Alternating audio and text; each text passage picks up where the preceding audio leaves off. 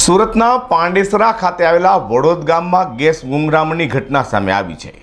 વડોદ ગામમાં ગેસ ગુંગરામણને કારણે રાત્રે સૂતેલો પરિવાર બેભાન થઈ જવા પામ્યો હતો, જેમાં એક બાળકીનું મોત થવા પામ્યોની ઘટના સામે આવી છે। તમામ પરિવારજનોને સિવિલ હોસ્પિટલમાં સારવાર માટે ખસેડવામાં આવ્યા હતા। બીજી તરફ સમગ્ર દુર્ઘટનાની પોલીસે તપાસ હાથ ધરી છે। સુરતમાં ફરી એક વખત ગેસ ગુંગરામણની અસર જોવા મળી છે।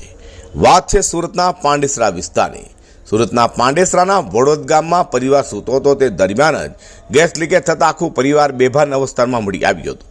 મહિલા ઘરકામ કરવા માટે રોજ જતી હતી। આજે એટલે કે રવિવારે સવારે તે વહેલી ન ઉઠતા પડોશીઓએ દરવાજો ખોલવાનો પ્રયાસ કર્યો હતો, પરંતુ મહિલાએ દરવાજો ખોલ્યો નહોતો, જેથી પડોશીઓને શંકા ગઈ કે કેમ મહિલા ઉઠતી નથી અને તેમને દરવાજો તોડી નાખ્યો હતો।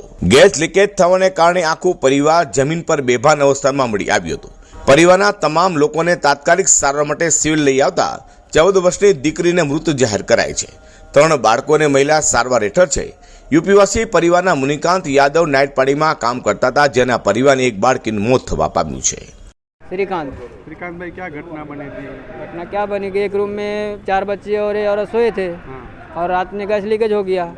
तो सुबह में हम लोग जगाने गया तो लोग नहीं जगा है, जगाते जाए थक गया। फिर बाद में देखा तो गैस लीकेज था, तो वही दरवाज़ा तोड़ करके लोग को बाहर निकाले हैं। बाहर निकाले तो लाए तो सब तो धीरे धीरे करके होश में आया। ये लड़की मेरी बेहोश थी। कितने साल की लड़की थी? 14 साल की। क्या हुआ? 8 में पढ़ रही थी। फिर क्या हुआ? फिर उसको एम्बुलेंस में यहाँ लाए, यहाँ देख ट्रीटमेंट हुआ, लेकिन लड़की नहीं है, लड़की मर गई। अभी पोस्टमार्टम में गई है। સુરતમાં ફરીવાર બનેલી ગેસ ગુંગરામણની ઘટના લઈને હાલ તો સમગ્ર વિસ્તારમાં ચકચાર મચી જવા પામી છે। બનાવ લઈને પોલીસ અને તંત્ર પણ દોડતું થવા પામ્યું છે। અઝર કુર્સી સાથે હર્ષદ સેઠા।